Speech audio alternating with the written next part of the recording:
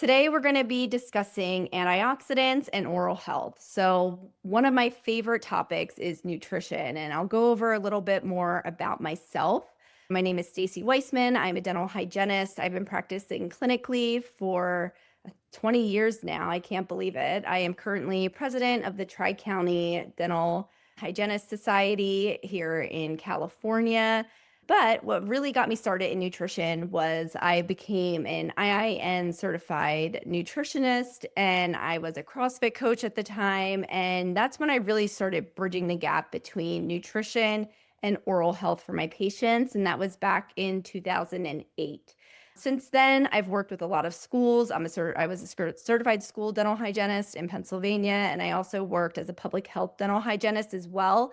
So I would see the impact that caries had on our population and gum disease it had on not only the adults, but the kids that I was seeing in these schools as well. So I really took a passion for nutrition and wanted to evolve everything around that I could for my patients and for clinical care. So I then started my own business called The Hygienist Mom. And what I did was put out a nutritional counseling guide for dental professionals for them to easily implement nutritional counseling chairside for their patients. And it goes into cariology and how we help with caries, but also the inflammatory part of the disease that we as dental hygienists prevent, which is gum disease or periodontal disease, gingivitis, all the things. And I think this is a huge gap that we see when it comes to nutritional counseling for dental professionals, is that we're so worried about the cariology portion of it and the caries risk index, but we also need to be worried about that inflammatory as part of it too. And this is where antioxidants fit in really well. Also a myofunctional therapist, which we'll go into nitric oxide a little bit too. I had to throw that in there for the antioxidant lecture. Here we go. And here are some things that you can apply chairside for your patients. But first, we have to understand what exactly is an antioxidant. What is it? So an antioxidant is natural or synthetic substance. It includes vitamins and minerals. It's also going to include, let me just put that on mute. It's also going to help protect our cells from damage that are going to be caused by harmful free radicals. And we're going to get into the science of antioxidants too. But what it does is it actually helps neutralize these unstable molecules, and the antioxidants help reduce oxidative stress, which is linked to aging, chronic disease, and cancers and heart disease and other things like diabetes. So these are very important things that we are seeing chairside and clinically with our patients, and antioxidants are a great resource to have to be able to implement that into their home care or into their supplement protocol that the patients are receiving. So what exactly is a free radical? So a free radical is an unstable, highly reactive atom or molecule, and it has an unpaired molecule. It either has an extra one or an unpaired one. And these are going to be produced by a normal metabolism. They can be from environmental factors. They can be from the sun exposure, radiation exposure. It could be from our diet. There are so many factors as to why we have free radicals accumulating in our body. And that's why antioxidants are so important. And we see the word oxidative stress being thrown around a lot, not only in dentistry, but when looking at other like wellness providers, that oxidative stress is something that we want to try to reduce. What free radicals do is that they damage the cells, they damage the protein, they damage our DNA through this process of oxidative stress, which leads to aging and chronic diseases like cancer.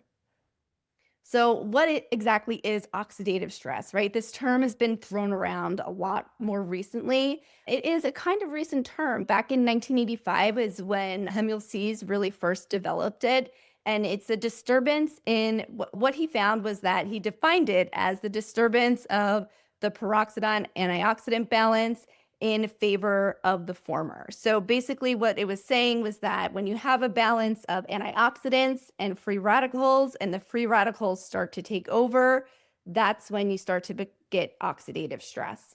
So in 2015, they actually updated the definition of what oxidative stress was, taking the models and studies that he had used. And what they had found, what they had determined was that they wanted to change the definition to oxidative stress is an imbalance between oxidants and antioxidants in favor, again, of those oxidants, leading to disruption of the redox signaling and control and or molecular damage. So what's redox signaling? Why do we have to worry about that? So redox signaling is a crucial cellular process where the cells use reactive oxygen species, or ROSs, and other molecules to communicate regular functions like gene expression, immune defense, and tissue regeneration.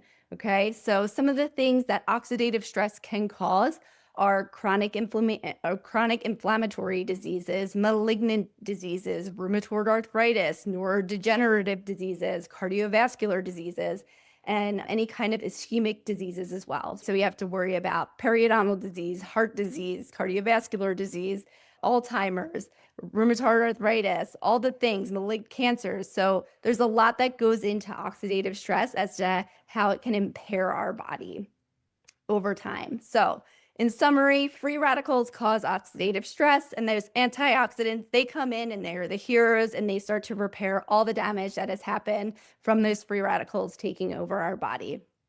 So why does this matter for the mouth? Why is this so important for our tissue in the mouth, or even just our teeth, that, from a caries standpoint as well? Oxidative stress in the mouth, it increases inflammation in the tissues, and we see damage and disease risk, especially for gum disease infections and even oral cancer. April here, we have Oral Cancer Month coming up.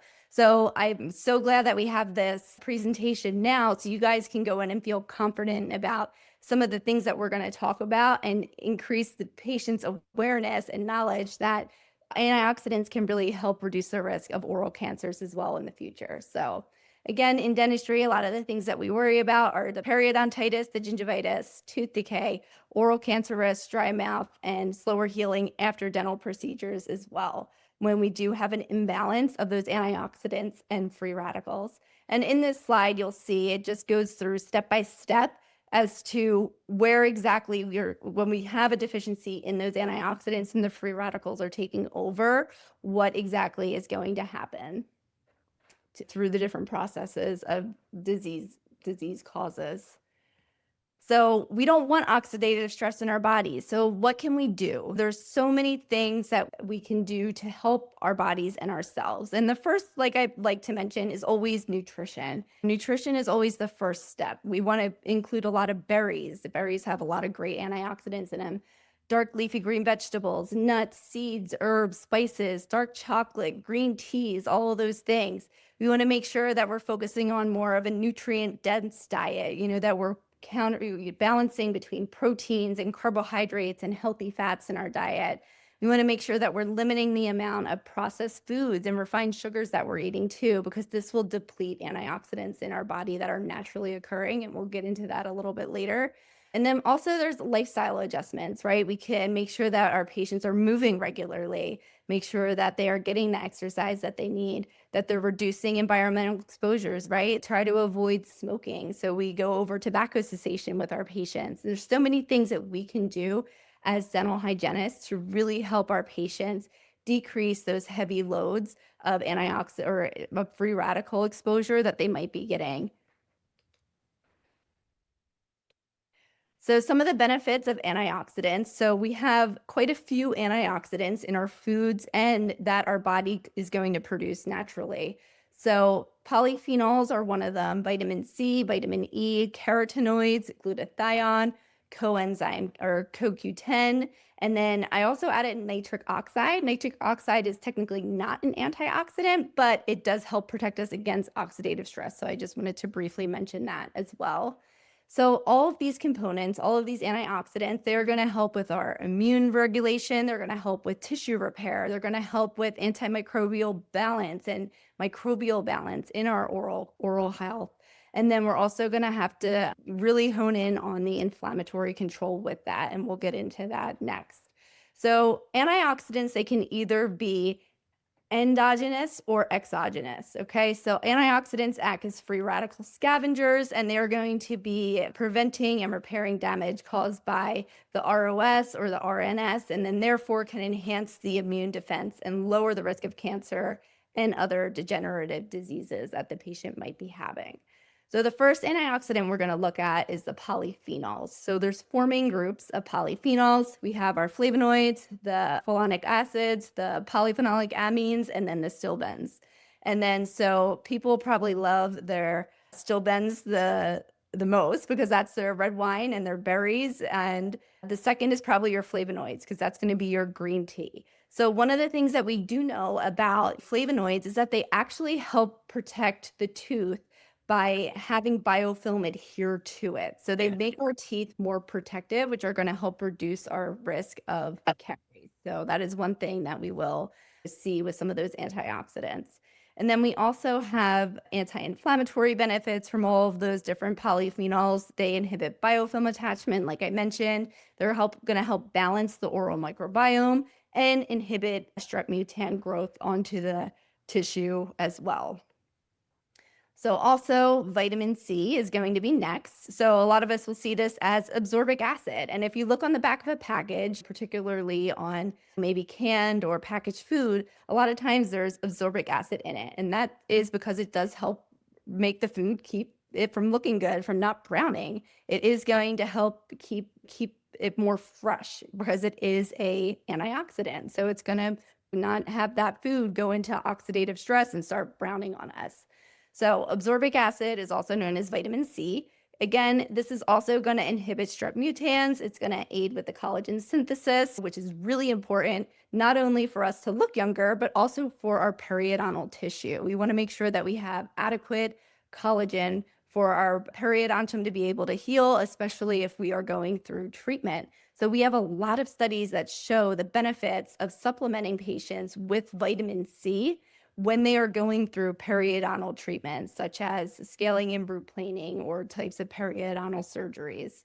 Also, vitamin C is going to help lower inflammatory responses in the mouth. A lot of us, at least when I was in hygiene school, every time I heard vitamin C, I thought of scurvy. So that was the biggest thing There's something does have. pushed for that. But we do see that even patients now have vitamin C deficiencies where they could really benefit from some kind of antioxidant supplement to help benefit their soft tissue. And again, vitamin C is going to help speed up the process of the tissue healing, which is where we see those studies when it comes to utilizing it for periodontal, post-periodontal surgeries. We also have vitamin E, which there are 8 different forms. There's 4 different types of tocopherols and 4 different types of tocotrienols. And they're all the alpha, beta, gamma, and delta. So the vitamin E, what that is, you can find it in a little pill over the counter. And then we can also find it in a variety of our foods that we eat as well. They're going to help improve periodontal health. They're going to actually also help decrease our risk of oral cancer. Vitamin E, it's also going to help soothe the gums and inflamed tissue as well. I don't know about you guys, but when I was a kid, or even when I was early on in my dental hygiene career, when I was applying Zoom whitening to a patient, it actually came with little vitamin E capsules for you to apply to the lips. One, it was helping from the blue light. 2, it was hydrating the tissue. So when you were putting the retraction in, it wasn't pulling as much and making it more comfortable for the patient. That's the one implementation that I saw first it being used in dentistry. And then again, we have tons of studies that show that when vitamin E is used as a supplement with periodontal therapy, that it will improve our periodontal indices. So it's going to help reduce pocket depths. It's going to help reduce bleeding indexes. It's going to help reduce the amount of biofilm that the patient gets when we see them at their recall appointments. There are some studies that show that vitamin E can also help prevent dental erosion. And what I had found with this is that when you're using it in a rinse form, that it actually is so hydrating for the tissues that if those patients are due to dry mouth, it's going to help stimulate healthier saliva in those patients' mouth so that they're reducing their risk for acid erosion or acid attacks on their teeth. And then another use case for the vitamin E is to reduce the amount of leukoplakia. So if you have those patients who might have the geographic tongue or they have the linea alba on their cheeks, adding a vitamin E supplement could help the tissue turn over and start to heal a little bit faster than it would, especially from that chronic trauma that is going on when they have maybe the cheek biting or the linea alba in their tissue. So the next one that we're going to talk about are carotenoids, and these are probably my favorite. We can find these in really great fruits and vegetables, and all the colorful foods are going to have your carotenoids in them. So there's two main forms. We have carotenes and xanthophylls, and so there's different types and different kinds, and they are going to help reduce our risk of periodontal disease. They're also going to help reduce our oral cancer risk, and they're also going to help reduce oral leukoplakia as well. So the next antioxidant that we're going to talk about is glutathione. So this is one that we do see as a supplement, but this is one that our body naturally produces. And some of the studies show that our GSH or glutathione levels do get depleted when we have systemic infection present in our body. So a lot of times when a patient comes in and we know that there's a lot of inflammation in their mouth and we're going to be doing periodontal therapy for them, we might be recommending NSAIDs for them too. And NSAIDs can actually deplete their glutathione levels even more. So this is going to be something really important that when we see our periodontal therapy patients, that we do want to be recommending some kind of support for them to have their tissue heal a little bit better, because they are having a reduction in some of those antioxidants as well. Glutathione, there's two different chemical forms, and these are naturally produced in our body, or you can find them as a supplement, but we have the reduced GSH, and then we have our oxidized GSSG. And what the glutathione is going to do is it's going to help fight inflammation, it's going to help promote tissue repair and periodontal disease, and it's also going to help regulate the oral microbiome. So the next one is going to be coenzyme 10, and there are two chemical forms for this as well. This is another antioxidant that we are making in our body, so it's an endogenous antioxidant. And we do know that with CoQ10, we do get levels depleted again with systemic infections such as periodontal disease, but also with statin use. So if you have a patient that is taking statins, like a cholesterol reducing medication, then you're going to see a depletion of that coenzyme or CoQ10 in their system as well. So these are patients that you want to make sure that they are supplementing appropriately or having blood work done with their physicians to make sure that their levels are not too depleted. So again, two chemical forms. We have the ubiquinol and the ubiquinone. And so when you're looking at purchasing a supplement, usually it will label this on the bottle, where it is from or what kind of form that they do use. So the ubiquinol is actually a better absorption. It's more bioavailable for the patient. So it's more readily available for them to use and to convert and to start helping their cells almost immediately. And then the other one is a more oxidized. It's more stable and it's more cost effective. However, the body doesn't uptake it as quickly as the first one. So with nitric oxide, like I mentioned, this is not necessarily an antioxidant, but it is something that we're seeing a lot in dentistry that is producing oxidative stress. And again, those antioxidants are there to help us reduce the amount of oxidative stress. So with having inadequate levels of nitric oxide, like if your office is testing for something like nitric oxide chairside, having the antioxidant conversation with them is really important as well. So what nitric oxide is that we have certain bacteria in our mouth that are going to help convert the nitrates that are in our food to nitrite to then nitric oxide in our gut. And those nitrate reducing bacteria, they primarily live on the posterior dorsum of the tongue. So this is when we come in and say, mouthwashes aren't that great for you, or they can raise your blood pressure, or so on and so forth. And this is why, because basically what a mouthwash is doing is it's eradicating all that nitrate reducing bacteria on the back of your tongue by swishing it or gargling with it and so on and so forth. So we want a healthy oral microbiome with the commensal bacteria and minimal pathogenic bacteria. However, when we're killing 99% of everything in our mouth, it's also not helping convert that nitric oxide, which is what we really need for vascular health and to help reduce the oxidative stress that we do have in our body. So nitric oxide, what it does is it helps promote commensal bacteria. It helps inhibit pathogenic bacteria, and it helps aids in cavity prevention, reduces gingival inflammation, and also helps limit bad breath as well.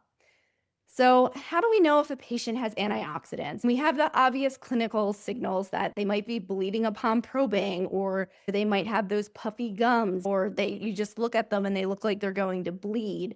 or they have gum recession when they just have these issues where maybe they've never had inflammation, but they're starting to get gingival recession as well. Antioxidants are something that could help with these types of patients. But how do we know?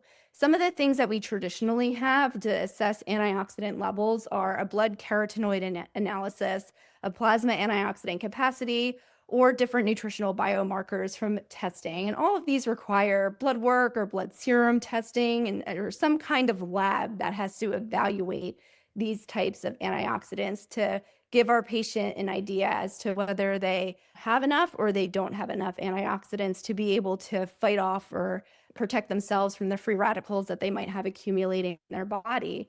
Until now, we do have a new device that is available that Amanda will go into next. And that device is going to allow us within 15 seconds to screen our patient's chairside to see if they have adequate antioxidant levels in their body. And what we do know is that there was a study run in 2024, and they found that over 95% of the US population falls into the moderate or high risk of carotenoid health index. So what does that mean? It means that only 5% of us have enough carotenoids in our body to be able to fight off those free radicals. So that's a lot of patients that might be walking around that have these underlying inflammatory issues and then don't have enough nutrients to be able to fight those off naturally for themselves.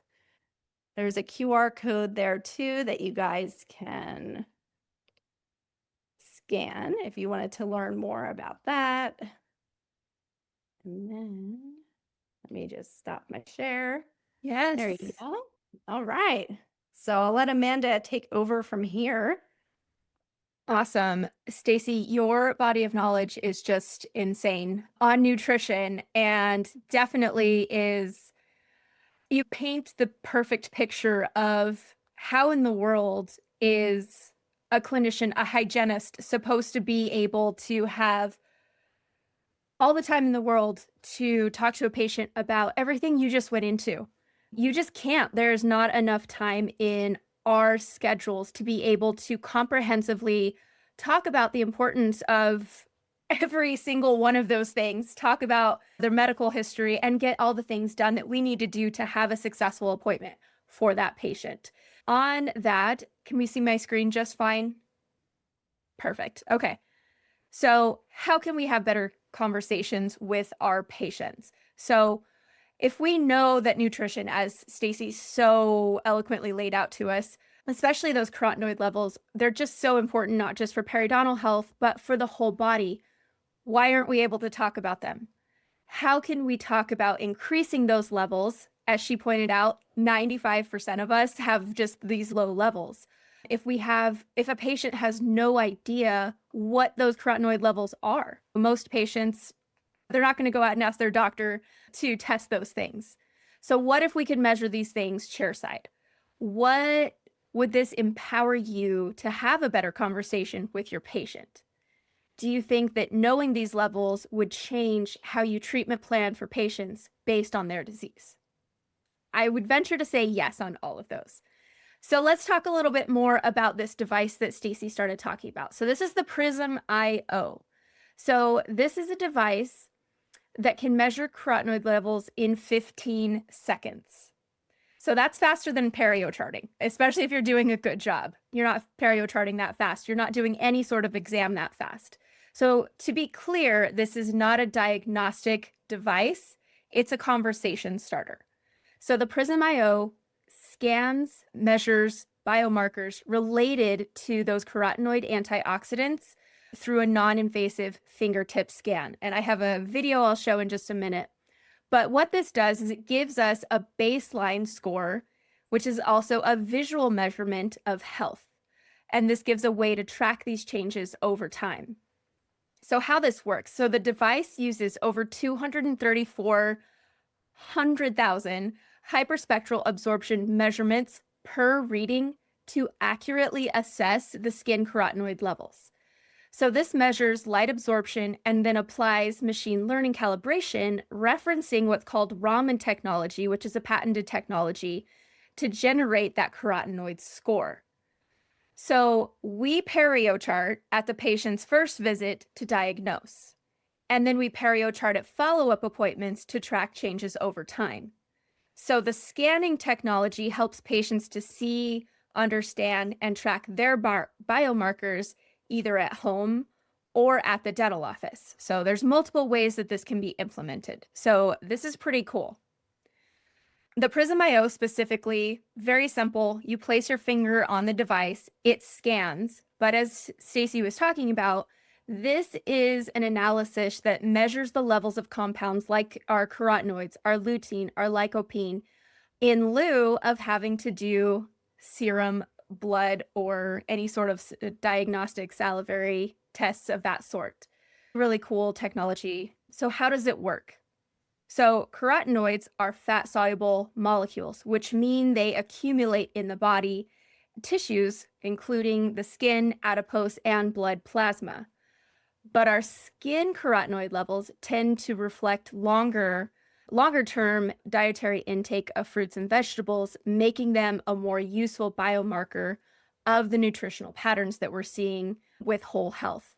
So research has shown that skin carotenoid measurements correlate reasonably well with blood carotenoid concentrations, which is why optical scanning technologies have become an attractive non-invasive alternative to blood testing. So you can think of this as almost like a barcode scanner for your finger. The technology reads it and gives a digital readout. And so on my next screen, I took a video of my readings earlier today. So on the left side is going to be a screen reading of what's happening on my phone. And then the video on the right is what I'm physically doing with the device. So you can watch this.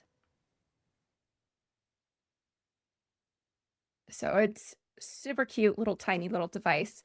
Visually appealing. It's very easy to carry around. So you can see as it's scanning, it gives me a reading. So I'm getting there. I'm getting higher. Obviously, you want to be in the higher blue and purple, which I am getting there. I have my supplements. I've been working on modifying diet and lifestyle changes. So now that we as clinicians can measure these carotenoid levels and understand what that score represents, the next question becomes, what do we actually do with that information? Because the number by itself doesn't change outcomes. And this is where I think many of us as clinicians can feel a little stuck.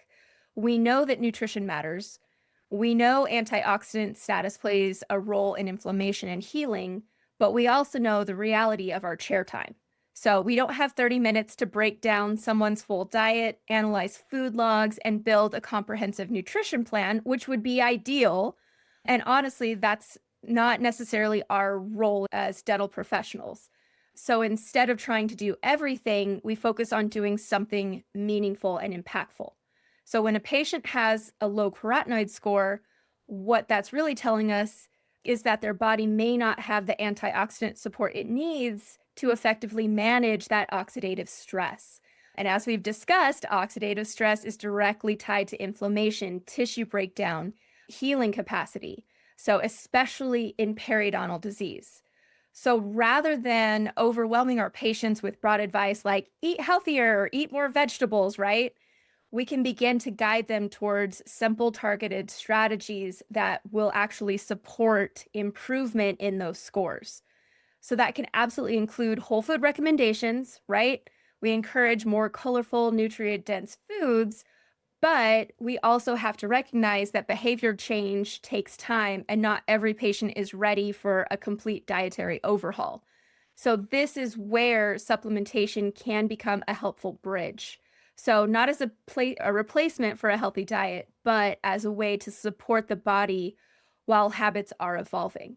So when we use this appropriately, supplementation can help to increase antioxidant availability and support the body's ability to neutralize those free radicals and ultimately create a more favorable environment for healing. And that's the goal. So we now have a way to measure baseline antioxidant status and to make a recommendation and then reassess over time. So instead of vague conversation, it becomes a trackable, personalized process. And that's the shift from general advice to measurable change. That's where we start to see better patient engagement, better understanding, and ultimately better outcomes. Because at the end of the day, our goal isn't just to treat disease, it's to create an environment, both locally and systemically, where the body has the best possible chance to heal. So once we've identified that a patient's carotenoid level is low, the next step becomes, how do we support improvement in a way that's simple, realistic, and measurable? And this is where the Prism system really becomes helpful. What's unique about this platform is that it doesn't just give you a number, it actually connects that number to actionable recommendations across nutrition, lifestyle, and supplementation.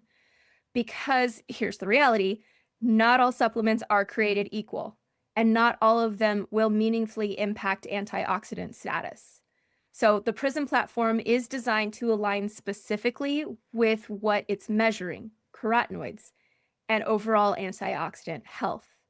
So the supplements that are considered Prism certified are formulated to support those same pathways.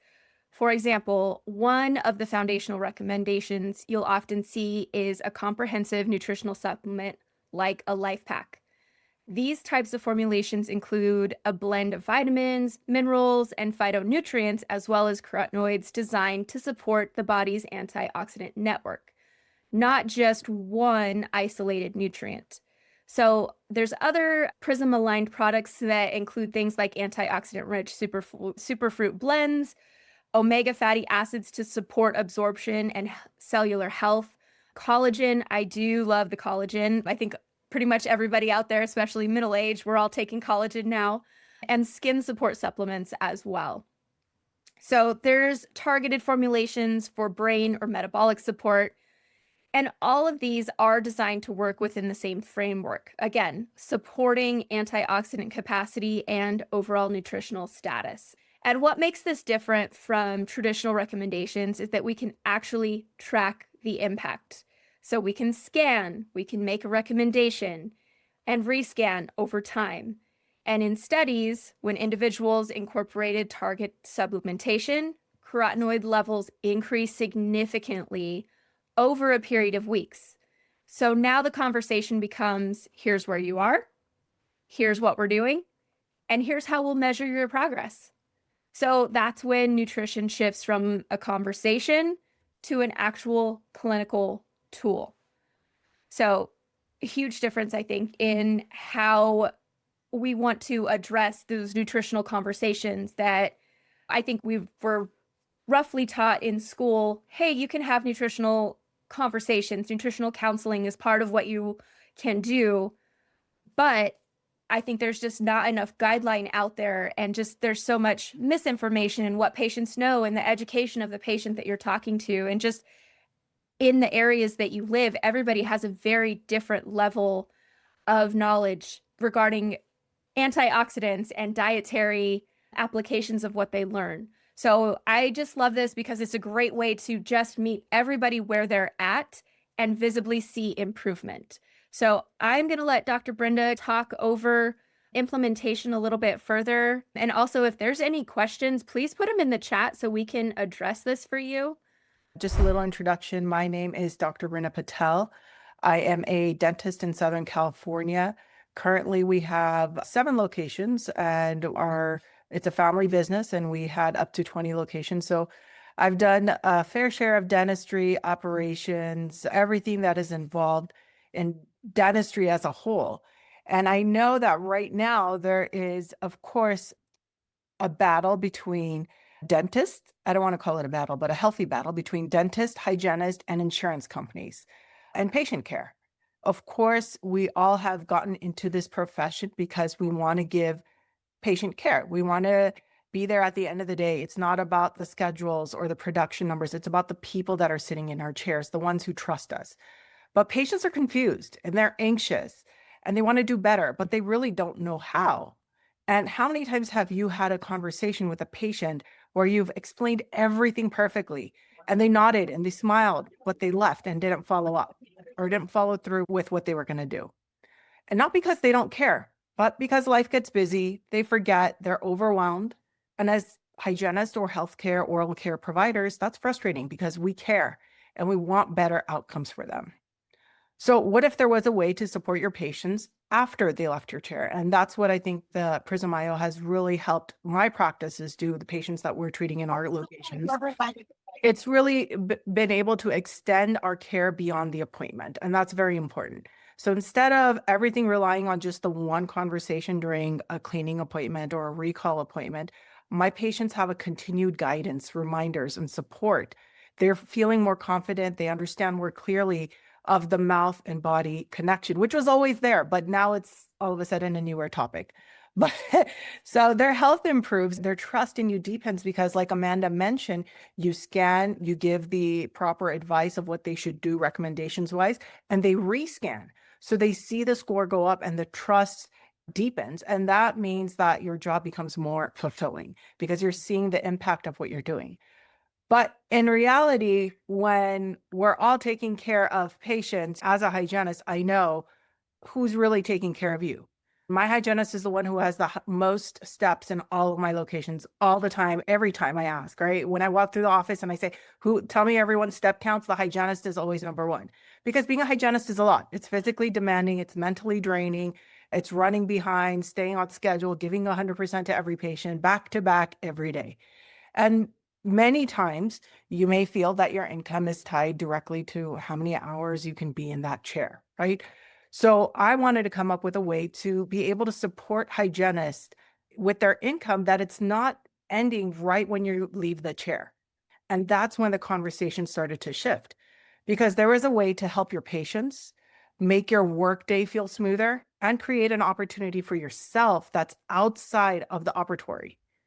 It's not about selling. Okay. I know people don't want to sell because that can feel uncomfortable, but you're already educating and you're already recommending. You are the direct influencer every single day. And now it's simply about the intention that we set for that, right? And so we want to give something that is genuinely going to help our patients and something you believe in.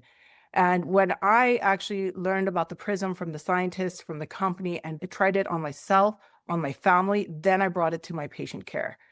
Because in reality, if you're already having that trust and that influence and guiding decisions for the patient every day, this allows you a way to be compensated for it. We do have an affiliate program that comes with the Prism model, which we can talk about at a different time. If you're interested, you can connect with whoever brought you to this webinar. And there's some links and whatnot, and you can ask me or search me on Instagram as well. But basically, this is about patient care first, helping patients stay connected, informed, and supported beyond the chair. And then it's about you, creating a smoother day, reducing your stress, feeling more in control of your work. And then if you choose, it could turn into something that you're already doing, which is recommending something and it become a financial opportunity for you that gives you more flexibility, freedom, and options for your future. So you don't have to choose between taking great care of your patients or building a life that you really want because you deserve both. All right. So thank you for coming. My name is Dr. Brenda Patel. Stacy, Amanda, if there's any last words, you guys can go ahead and wrap it up.